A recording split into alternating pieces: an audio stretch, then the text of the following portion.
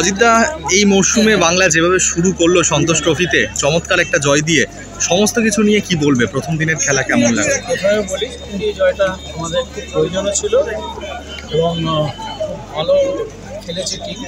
প্রথম খেলা যে কোনো টিমের পক্ষেই একটা খুব কষ্টকর হয়, জেতাটা একটা বিরাট ব্যাপার সেখানে।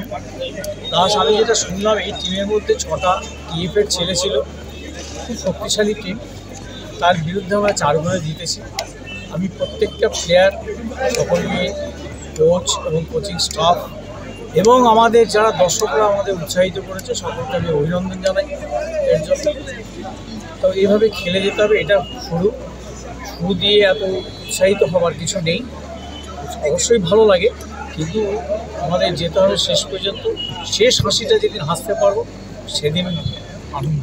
প্রথম দিনের প্রথম একাদশ থেকে কেমন মনে হলো? এই সঞ্জয় সেনের অধীনে সাফল্য কি আসবে? প্রথম দিনের খেলায় তো একটু জড়তা থাকেই, সেই হিসেবে বলো ফার্স্ট হাফের চেয়ে সেকেন্ড হাফটা অনেক বেটার খেলেছে এবং ফার্স্ট হাফের যে জড়তাটা দেখেছি সেটাকে পার করে সেকেন্ড হাফে অনেক ভালো খেলেছে।